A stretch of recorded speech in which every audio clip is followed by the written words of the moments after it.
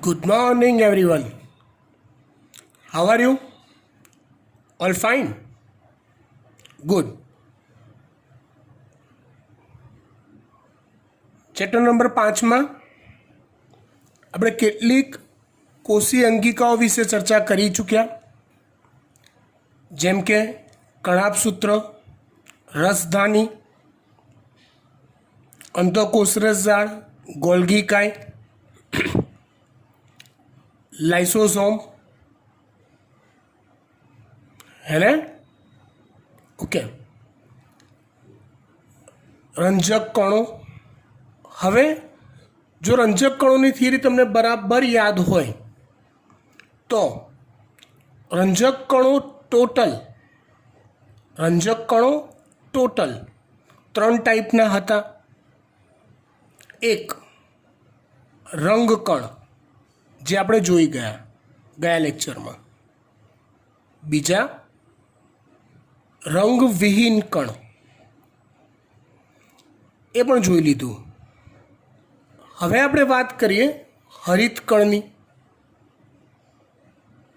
હરિતકણ એટલે શું? તો કે હરિતનો અર્થ થાય લીલો. હરિતનો અર્થ થાય લીલો, ગ્રીન. એટલે એવા કણ કે જે લીલો રંગ ધરાવે છે.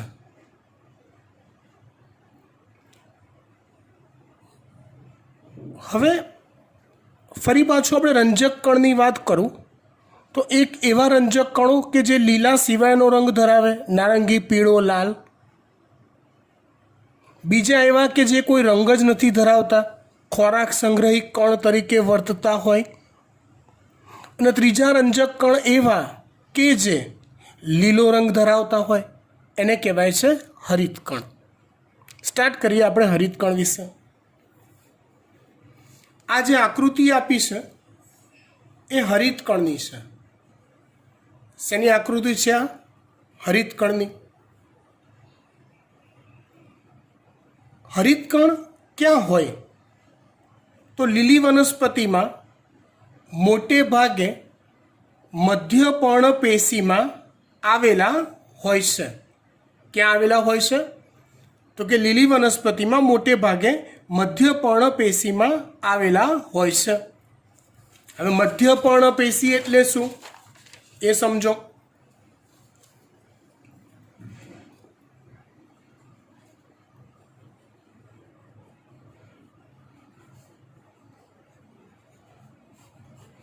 ધારો કે આપણે એક પર્ણ દોરીએ.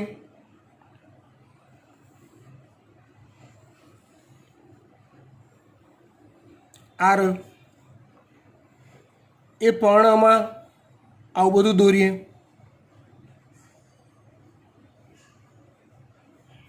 આવું બધું.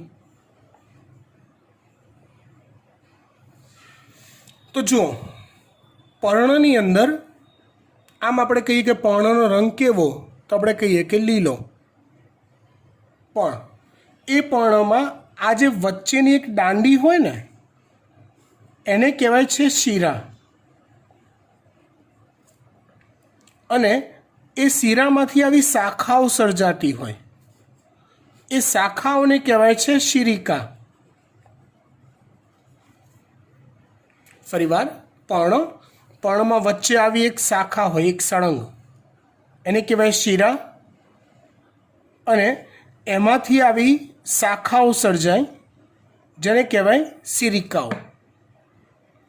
તો એ શિરિકાઓ આખા પર્ણમાં પથરાયેલી હોય. એ શિરિકાઓ સિવાયનો જે ભાગ હોય ને, શિરિકાઓ, હું એરો ક્યાં આપું છું એ ધ્યાનથી જોજો. શિરિકાઓ સિવાયનો જે ભાગ, આ કે જ્યાં શિરિકાઓ પથરાયેલી નથી, એ ભાગને મધ્યપર્ણ કહેવાય છે. એ ભાગને મધ્યપર્ણ કહેવાય છે. એટલે જો તમને વ્યાખ્યા પૂછે કે મધ્યપર્ણ એટલે શું, તો તમે શું કહો? તમને કોઈ પૂછે કે ભાઈ તું હરિતકણ ભણ્યો તો મધ્યપર્ણ કોને કહેવાય કહેતો, તો તમે શું કહેશો? તો કે પર્ણમાં શીરા તેમજ શિરિકાઓ સિવાયના ભાગને મધ્યપર્ણ કહે છે. ડન. શિરાઓ અને શિરિકાઓ સિવાયનો જે ભાગ હોય એને મધ્યપર્ણ કહેવાય છે. ચલો હરિતકણ પર પાછા આવી જઈએ. લીલી વનસ્પતિમાં મોટે ભાગે મધ્યપર્ણ પેશીમાં આવેલા હોય છે.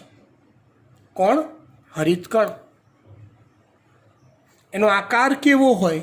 તો કે એનો આકાર લેન્સ આકારનો હોય.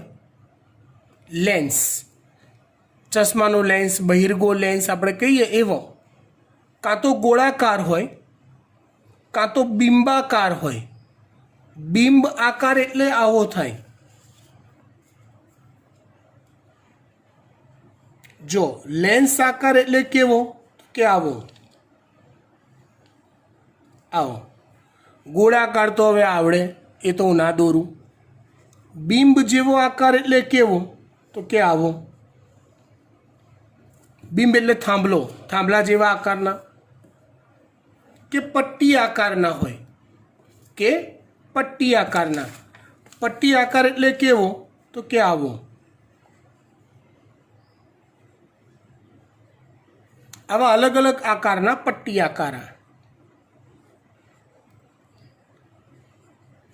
આકારના હરિતકણ હોઈ શકે છે. આ હરિતકણની લંબાઈ કેટલી હોય?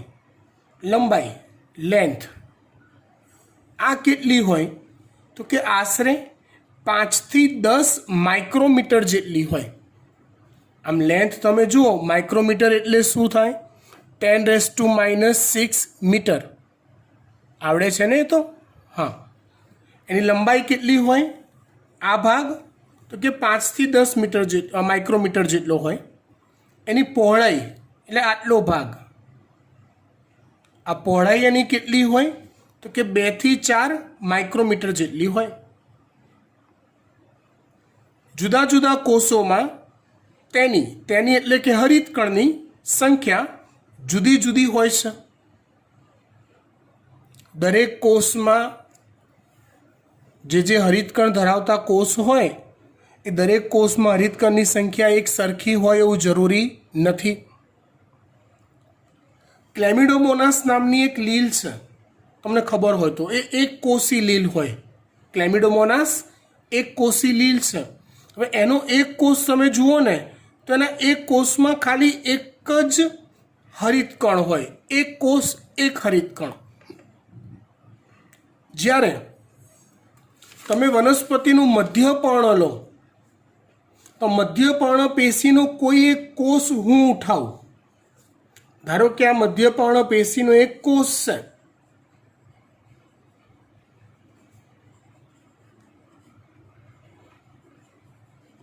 તો એ કોષની અંદર 20 થી 40 જેટલા હરિતકણ આવેલા હોય એક કોષમાં. તમે કોઈ પણ વનસ્પતિ લઈ લો, એનું પર્ણ લઈ લો, એના પર્ણનો મધ્યપર્ણ પેશીમાંથી કોઈ પણ એક કોષ ઉઠાવી લો તો એ કોષની અંદર 20 થી 40ની સંખ્યા જેટલા હરિતકણ આવેલા હોય. હરિતકણ એ બેવડા પડની બનેલી રચના છે. બેવડું પર એટલે ડબલ લેયર. આપણે અમુક ચોકલેટ જો તમને ખબર હોય તો એનું મેલોડી આવે કે બીજી કોઈ પણ અમુક ચોકલેટ્સ હોય સારી બ્રાન્ડની, એમાં કેવું હોય? ઉપર પ્લાસ્ટિકનું લેયર હોય. તમે એ કાઢો એટલે બીજું અંદર સિલ્વર કોટિંગવાળું લેયર આવે. હવે એમાં મોઢામાં પાણી લાવવાની જરૂર નથી, આપણે ખાલી વાત કરીએ છીએ, ચોકલેટ ખાવાની નથી. હા, ડેરી મિલ્ક લો, ડેરી મિલ્ક ઓલી મોઘાવાળી, તેમાં તો 3 લેયર હોય. હા, પહેલાં ઓલું બ્લુ કલરનું ઉપરનું પ્લાસ્ટિક એ કાઢો એટલે ઉપર એક કાગળનું લેયર હોય. હા, બધાએ હવે મગજમાંથી વિચારવાનું ચાલુ કર્યું ડેરી મિલ્કનું, હે ને? એ કાઢો એટલે ઓલું ગોલ્ડન કલરનું ત્રીજું લેયર હોય, હે ને? એવી રીતે હરિતકણની ફરતે બે લેયર હોય છે. જે બહારની બાજુ આવેલું હોય આઉટર સાઈડનું એને બાહ્ય પટલ કહેવાય. અંદરની બાજુ જે આવેલું હોય એને અંતઃપટલ કહેવાય. ખબર પડી વાત? ઓકે. હવે એમાં અંદરનું જે પડ છે એ સાપેક્ષ છે. એટલે સાપેક્ષ એટલે કોની સાપેક્ષ? તો કે બાહ્ય પટલની સાપેક્ષ છે. સાપેક્ષ એટલે કોની સાપેક્ષ છે? બાહ્ય પટલની સાપેક્ષ છે. ઓછું પ્રવેશશીલ હોય. પ્રવેશશીલ એટલે અંદર દ્રવ્યની અવર જવર થવા દેવી કે નહીં. દાખલા તરીકે હું તમને એક વાત સમજાવું. આપણા ઘરમાં માટલું હોય. જો વહેલા ઉઠતા હો અને થોડું ઘણું ઘરમાં ધ્યાન આપતા હો તો આપણને ખબર હોય કે મમ્મી રોજ માટલામાં પાણી ગાળે છે. પાણી એક ગરણું હોય, એક કોટન કપડું હોય, એનાથી પાણી ગાળે છે. હું તમને એક વાત પૂછું, વિચારો અને તમને ખબર પડી જશે. કોટન કપડું લઉં ને એનાથી પાણી ગાળું અને આપણું એક જીન્સનું કપડું લઉં, જીન્સ પેન્ટ પહેરીએ ને એ કપડું લઉં ને એનાથી પાણી ગાળું, તો શેમાંથી પાણી જલ્દી ગળી જશે? એ જ કોટન કપડામાંથી પાણી જલ્દી ગળાઈ જશે. એટલે એવું કહેવાય કે એની પ્રવેશશીલતા વધારે છે, એ વધુ પ્રવેશશીલ છે. એમાંથી ઘટકો ઝડપથી પસાર થઈ જાય છે. જીન્સનું કપડું એના કરતાં ઓછું પ્રવેશશીલ છે. ક્લિયર વાત? ગુડ. કેટલા મુદ્દા જોયા? ફટાફટ જોઈ લઈએ તો. લીલી વનસ્પતિમાં મોટે ભાગે મધ્યપર્ણ પેશીમાં હરિતકણ હોય. મધ્યપર્ણ પેશી ફરીવાર યાદ કરીએ. પર્ણ શિરાઓ શિરિકાઓ ધરાવતો વિસ્તાર, એની વચ્ચેનો વિસ્તાર એટલે મધ્યપર્ણ વિસ્તાર. એની વચ્ચેનો વિસ્તાર એટલે મધ્યપર્ણ વિસ્તાર. એમાં હરિતકણ મોટે ભાગે હોય. એના આકારની વાત કીધી. લેન્સ આકાર, ગોળાકાર, બિંબાકાર કે પટ્ટી આકાર. લંબાઈ 5 થી 10 માઇક્રોમીટર, પહોળાઈ 2 થી 4 માઇક્રોમીટર. જુદા જુદા કોષમાં તેની સંખ્યા તો કે જુદી જુદી હોય. ક્લેમિડોમોનાસ નામની લીલ, એનો એક કોષ ઉઠાવીએ તો એ એક કોષમાં એક જ હરિતકણ હોય. જ્યારે મધ્યપર્ણ પેશીના કોષમાં એક કોષમાં 20 થી 40 જેટલા હરિતકણ આવેલા હોય. એની રચનામાં બે પડ હોય, બેવડા પડ હોય. બહારનું હોય એને બાહ્ય પટલ કહેવાય. આ દેખાય છે? હા. અંદરનું એને અંતઃપટલ કહેવાય. એનું અંતઃપટલ જે છે એ સાપેક્ષે ઓછું પ્રવેશશીલ છે. કોટન કપડું, જીન્સનું કપડું એ પ્રમાણે. ગુડ. અંતઃપટલથી ઘેરાયેલા અવકાશને સ્ટ્રોમા કહે છે. અંતઃપટલથી ઘેરાયેલા અવકાશને સ્ટ્રોમા કહે છે. એટલે શું? તો કે જુઓ, આવું એક હરિતકણ વિચારી લો. આ એક હરિતકણ છે, મારો હાથ છે એવું માનો. તો બહારથી તમને જે પડ દેખાય એ બાહ્ય પડ આખું.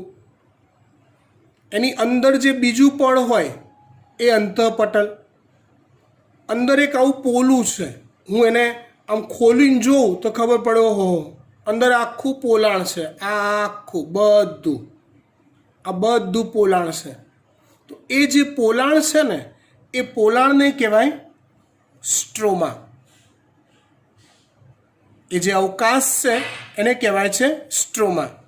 એટલે બંને પટલથી જે અવકાશ ઘેરાયેલું હોય એને સ્ટ્રોમા કહેવાય છે. ધારો કે આ બહારનું પટલ હોય, આ અંદરનું પટલ હોય, તો બંને પટલથી ઘેરાયેલો આ અવકાશ થયો. તો આ અવકાશને શું કહેવાય? સ્ટ્રોમા. આકૃતિ તમે જુઓ તો અંદર જે આ ડોટેડ વિસ્તાર છે આખો ગ્રીન લેયરની આ બંને ગ્રીન લેયર છે, બહારનું અને અંદરનું. એની અંદરનું જેટલું બી છે એમાં જે ખાલી જગ્યાઓ ટપકા ટપકા કરેલી એ બધાને કહેવાય છે સ્ટ્રોમા. જુઓ, એ સ્ટ્રોમાની અંદર આવી એક સિસ્ટમ ગોઠવાયેલી હોય છે. જુઓ, આવી થપ્પીઓ હોય ને થપ્પીઓ પાછી એકબીજા સાથે જોડાયેલી હોય, થપ્પીઓ હોય ને થપ્પીઓ એકબીજા સાથે જોડાયેલી હોય, એવી એક આખી સિસ્ટમ અંદર ગોઠવાયેલી હોય છે. એ સિસ્ટમનું નામકરણ હું તમને સમજાવું.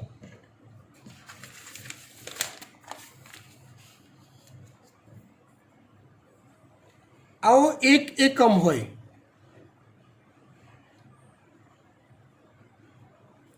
એક એકમ થપ્પીમાં હોય એવો, એ એક એકમને કહેવાય છે થાઇલેકોઇડ. એક એકમને કહેવાય થાઇલેકોઇડ. પછી તો કે થાઇલેકોઇડ આ રીતે એકબીજા પર થપ્પીની માફક ગોઠવાયેલા હોય. થાઇલેકોઇડ એકબીજા પર થપ્પીની માફક ગોઠવાયેલા હોય. એ જે થપ્પી બને ને થાઇલેકોઇડની, સિક્કાની થપ્પી કહીએ, એ જે સિક્કાની થપ્પી જેવી રચના બને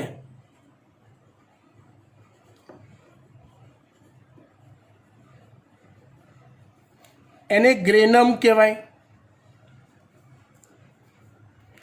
એ સિક્કાની થપ્પી જેવી રચના બને એને શું કહેવાય છે? ગ્રેનમ. એ ગ્રેનમનો જે સમૂહ રચાય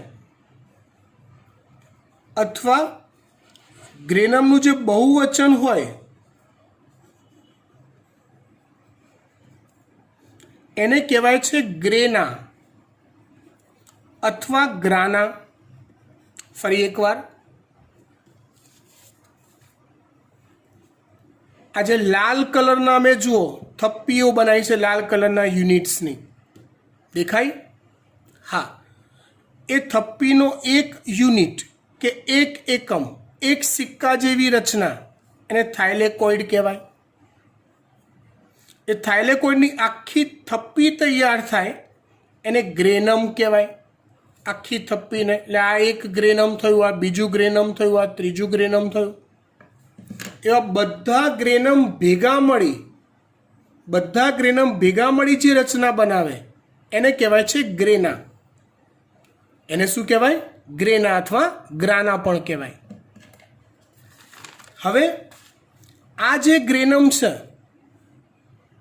એ બધા એક પટલ દ્વારા, આ જુઓ બ્લુ કલર દેખાયો, બધાને જોઈન્ટ કરતો હોય એવો, એક આવા પટલ દ્વારા એકબીજા સાથે જોડાયેલ હોય છે. આ પટલને આંતરગ્રેનમ પટલ કહેવાય છે. પટલને શું કહેવાય છે? આંતરગ્રેનમ પટલ કહેવાય છે. ખબર પડી વાત? ઓકે, થિયરીમાં આવી જઈએ. જો અંતઃપટલથી ઘેરાયેલા અવકાશને સ્ટ્રોમા કહે છે. એટલે અંતઃપટલની અંદર જે આખું પોલાણ હોય એને સ્ટ્રોમા કહેવાય. સ્ટ્રોમામાં ચપટા પટલયુક્ત કોથળી જેવી સંરચના ગોઠવાયેલ હોય છે જેને થાઇલેકોઇડ કહેવાય છે. ચપટી કોથળી જેવી રચના, આ એક યુનિટ જેને કહેવાય છે થાઇલેકોઇડ. થાઇલેકોઇડ સિક્કાની થપ્પીની માફક ગોઠવાયેલ હોય છે. આવી થપ્પીને ગ્રેનમ કહે છે. ખબર પડી ગઈ? ગુડ. ગ્રેનમના બહુવચનને ગ્રાના કહે છે. ખબર પડી ગઈ? ફાઇન.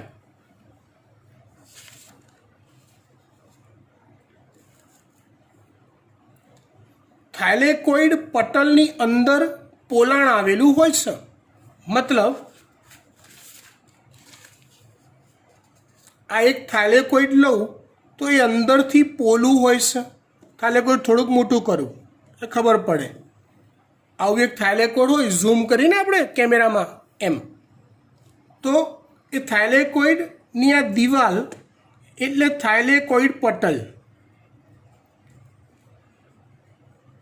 ને એની અંદર પોલાણ હોય. એની અંદર શું હોય? પોલાણ. બરાબર.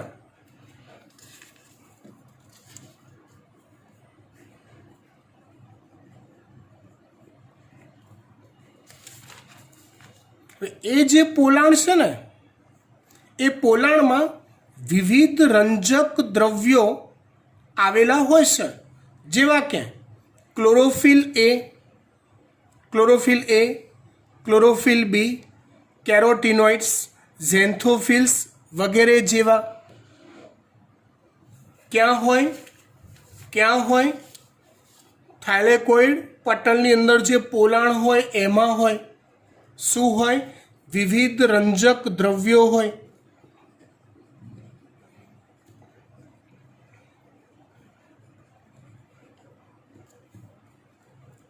જો કન્ફ્યુઝ ના થાવ ને એટલે ખાનગી વાત કહી દઉં.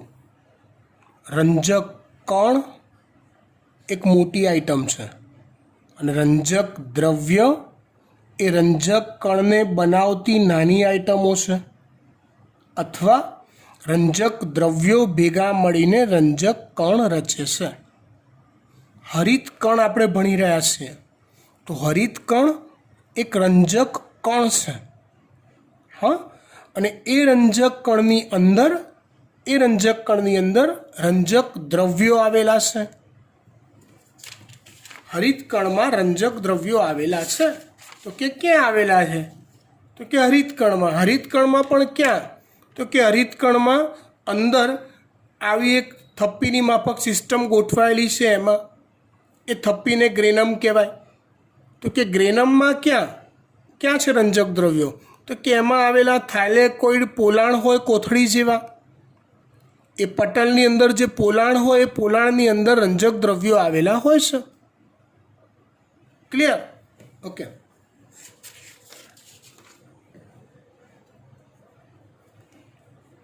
સ્ટ્રોમામાં એટલે આ જે ગ્રેનમવાળી જે આખી સિસ્ટમ છે ને, એ સિવાય જુઓ મેં બાકીની જગ્યા કાળા કાળા ટપકા કર્યા છે.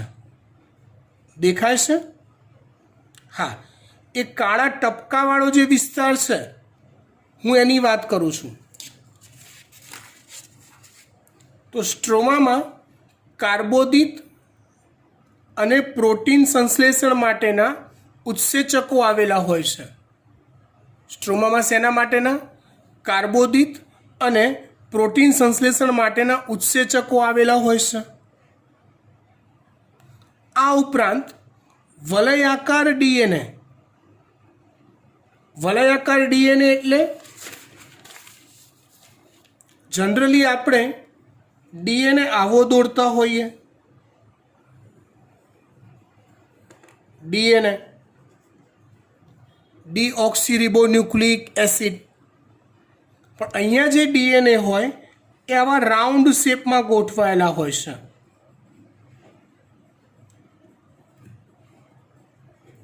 એટલે હરિતકણમાં પણ ડીએનએ હોય. ક્યાં હોય? તો કે એના સ્ટ્રોમામાં હોય. બરાબર. કેવા હોય? તો કે વલયાકાર હોય. અને રિબોઝોમ્સ 70S આવેલા હોય છે. રિબોઝોમ્સ 70S આવેલા હોય છે. તો જુઓ, હજી રિબોઝોમ આપણે ચલાવ્યું નથી, છતાં બી એક માહિતી આપી દઉં. રિબોઝોમનું જે કદ હોય ને, એ સ્વેડબર્ગ એકમમાં મપાય છે. કયા એકમમાં મપાય છે? સ્વેડબર્ગ એકમમાં. રિબોઝોમ બે પ્રકારના હોય. એક 70S અને 80S. એક 70S અને બીજા ATS.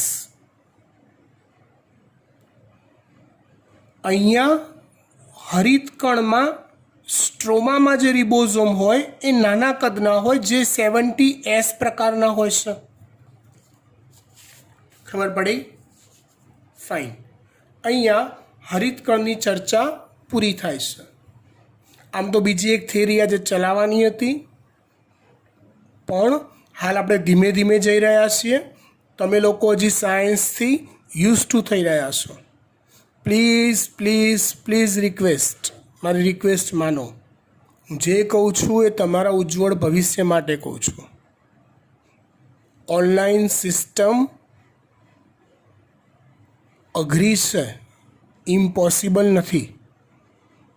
You are the fighters of your family,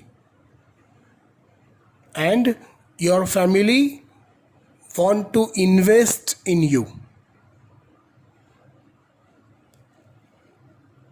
and what is your duty? Your duty is to do daily work and prove yourself against the whole world. તમારી ફરજ છે કે રોજનું કામ રોજ કરી સફળતા મેળવી અને સમગ્ર દુનિયાને બતાવવાની કે તમે કંઈક છો. હા, તમે કંઈક પાવરફુલ વ્યક્તિ છો અને છો જ તમે લોકો. જરૂર છે ખાલી ડિસિપ્લિનમાં રોજનું કામ રોજ કરવાની. પ્લીઝ રિક્વેસ્ટ, મારી રિક્વેસ્ટને તમે એક્સેપ્ટ કરો અને મારી વાત માનો. હા, થોડોક ટાઈમ લાગશે યાર, પણ સેટ થઈ જઈશું આપણે બંને એકબીજા સાથે. હા ને, મારી એવી નીડ ખરી કે તમે મારા નેક્સ્ટ લેક્ચર પહેલાં મને મારું જૂના લેક્ચરનું હોમવર્ક કમ્પ્લીટ કરીને આપી દો. સેમ વે એવું એકતા મેમની બી ઈચ્છા હોય તો એનું બેનિફિટ એ થાય કે તમને નવો જે વિડીયો મળે એમાં તમને પૂરેપૂરી ખબર પડે. હા, તમને ઇન્ટરેસ્ટ પડે, તમને મજા આવે. Thank you so much.